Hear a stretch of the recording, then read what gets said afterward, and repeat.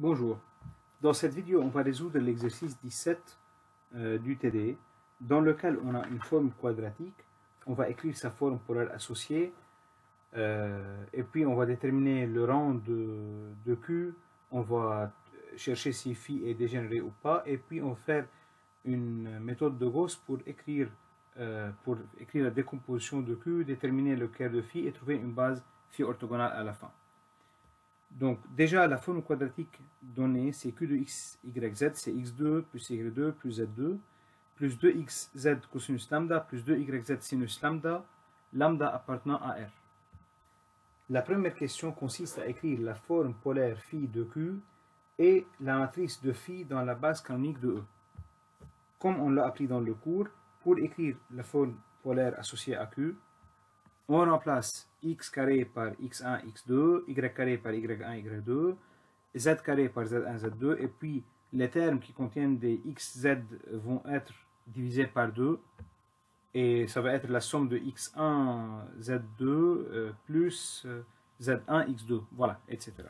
Donc je vais écrire phi de, je vais l'appeler x par exemple, ça va être égal à x plus y plus z pour remplacer les x carré, y carré, z carré, et puis plus, puisque là c'est 2xz cosinus lambda, donc on va diviser par 2, ça va donner xz' cosinus lambda plus zx' cosinus lambda, et ensuite alors plus yz' sinus lambda, et puis plus zy'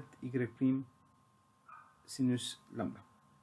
Et donc la matrice A associée sera écrite par, sera donnée par 1, 0, cosinus lambda. Donc évidemment ça c'est le coefficient de x, ça c'est le coefficient de x, y' qui est égal à 0, et ça c'est le coefficient de x, z', et ainsi de suite. Donc on aura 0, 1, sinus lambda, et cosinus lambda, sinus lambda, et puis 1.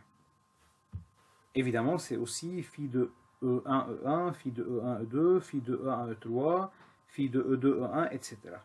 D'accord? Donc ça, c'est la matrice de phi dans la base B0, canonique. Maintenant, pour le rang de phi, c'est égal au rang de A. Donc, on calcule le déterminant de A pour voir si c'est différent de 0. Donc, déterminant de A, c'est égal à 1 sinus lambda 1 plus cosinus lambda fois 0,1 cosinus lambda et puis sinus lambda. Et donc c'est égal à 1 moins sinus carré lambda moins cosinus carré lambda, donc c'est égal à 0. Donc rang de A est inférieur ou égal à 2. Parce qu'il ne peut pas égal à 3 puisque le déterminant est égal à 0. Donc il peut être 1 ou 2. Mais si on prend le mineur d'ordre 2, donc 1, 0, 0, 1, donc ça c'est ce mineur là, vous voyez. Donc il a son déterminant égal à 1 différent de 0. Donc au moins le rang il est égal à 2. Du coup donc le rang de phi est égal à 2. Donc, on déduit que la dimension de ker de phi est égale à 3 moins le rang de phi, donc moins 2, égale à 1. Donc, ker de phi est différent du singleton 0, donc phi est dégénéré. On suppose maintenant, dans la question C, que lambda égale à pi sur 4. Donc Q de x, y, z s'écrit x2 plus y2 plus z2 plus racine de 2xz plus racine de 2yz. Et donc dans la première question, on va écrire la décomposition de Gauss de la forme quadratique Q. Donc ça c'est le premier cas qu'on peut aborder. Dans ce premier cas, on a des x2, ou bien des y2, ou bien des z2. Donc on a des carrés. Donc dans le cas où on a des carrés, on va chercher à compléter ces carrés. Donc, on va commencer par dire que Q de x, y, z égale on va écrire le x2 avec tout ce qui est en x. Donc on a la racine de 2xz. Et le reste, on le met de côté. Donc plus y2 plus z2 plus racine de 2yz. On ne touche pas au reste. On s'intéresse seulement à x2, le premier carré, avec les termes qui contiennent des x. Donc qui ont des x fois quelque chose. Et donc, on va essayer de compléter ce carré. Comment on complète ce carré? On va regarder qu'est-ce qu'il faut ajouter pour qu'on obtienne un carré parfait. Donc on a x2 plus racine de 2xz. Donc il faut ajouter quoi ici? Il faut ajouter racine de 2 sur 2 au carré évidemment, z carré. Et donc on va retrancher le même terme, racine de 2 sur 2 et fois z carré. Et on garde tout le reste. Donc plus y2 plus z2 plus racine de 2yz. Et donc là, ces trois termes vont nous donner le premier carré. Donc on va avoir un x plus racine de 2 sur 2z, le tout au carré. Et à l'extérieur, on va avoir plus un y2. Pareil, pour le y2, on va mettre y2 maintenant avec les choses qui sont multipliées par y. Donc on a le plus racine de 2 yz. Et à la fin, on a le z2 qui est ici avec le moins racine de 2 sur 2 z. C'est un carré ici même, donc c'est 1 demi. Non, c'est bien 1 demi, pardon. Donc c'est 1 moins 1 demi, c'est plus 1 demi. Donc on a plus 1 demi z2 à la fin. Mais là, il faut ajouter des choses pour compléter le carré en y. Donc qu'est-ce qu'il faut ajouter? Il faut ajouter pareil le racine de 2 sur 2 au carré z. Donc c'est un plus. Du coup, on va retrancher le même terme, moins racine de 2 sur 2 au carré, pardon, c'est z2 là, donc z2, plus le 1 demi z2 qu'on avait avant. Donc ces trois termes maintenant, ils vont nous donner le second carré. Donc on a x plus racine de 2 sur 2 z carré, plus y plus racine de 2 sur 2 z au carré, et puis plus 0, parce que ces deux termes vont s'annuler. Donc, il s'agit ici de L1 de x au carré, et puis plus L2 de x au carré. Et donc, on a réussi à écrire Q comme somme de deux carrés. Et les coefficients ici sont 1 et 1. Du coup, la signature de Q, ce n'est autre que 2, 0. Parce qu'on a 2, c'est le nombre de coefficients positifs, et 0, c'est le nombre de coefficients négatifs. Donc, on a le S qui est égal à 2, le T égal à 0, et le R qui est égal à 0 plus 2 égal à 2. Du coup, puisque la signature de Q, elle est égale à 2, donc le rang de Q est égal à R, n'est-ce pas? Donc il est égal à 2. Pardon, là c'est 2, 0. D'accord? Donc égal à 2. Donc la dimension de ker phi n'est autre que 3 moins 2 égale à 1. Mais ker phi, ce n'est autre que l'intersection des kers de Li. Donc ici c'est ker de L1 inter ker de L2. Donc il faut trouver maintenant le ker phi. Donc il faut trouver le ker L1, ker L2. Donc soit x appartient au ker de phi, ceci est équivalent à L1 de x égale 0 et L2 de x égale à 0, ce qui est équivalent à x plus racine de 2 sur 2 z égale à 0 et y plus racine de 2 sur 2 z égale à 0. Évidemment ici il s'agit du vecteur x, donc c'est un grand X disons.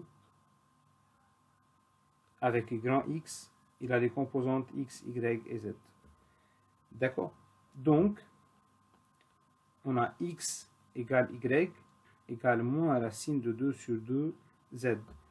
Donc, le grand X ce n'est autre que moins racine de 2 sur 2 z, 1, 1, moins racine de 2.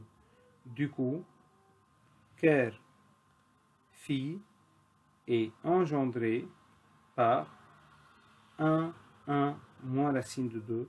Et c'est bien un seul vecteur qu'on a trouvé parce que la dimension de ker phi est égale à 1, c'est ce qu'on a déjà trouvé. Maintenant, pour trouver la base orthogonale, donc on dit trouver une base phi orthogonale de E. Déjà, on a B0 base canonique et B la base orthogonale. Donc on sait que si X est un élément de R3, donc X dans la base, si X dans la base B0 s'écrit comme X, Y, Z, et si X dans la base B' s'écrit comme X', Y', Z', pardon, c'est la base B et non pas B'. Alors,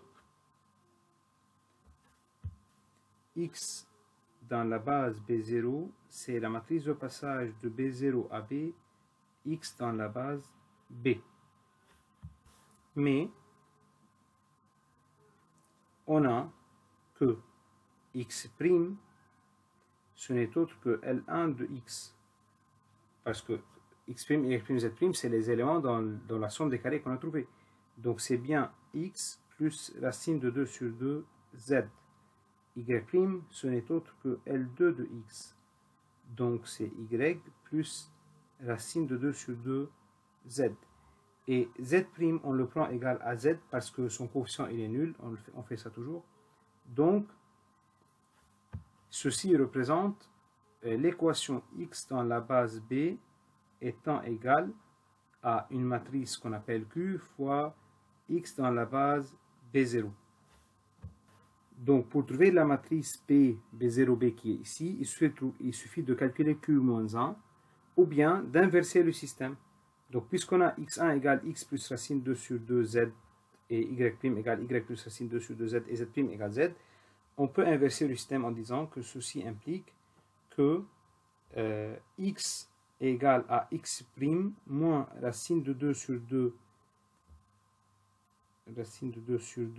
Z, mais Z égale Z', donc Z', et Y égale Y' moins racine de 2 sur 2 Z', et Z égale Z'.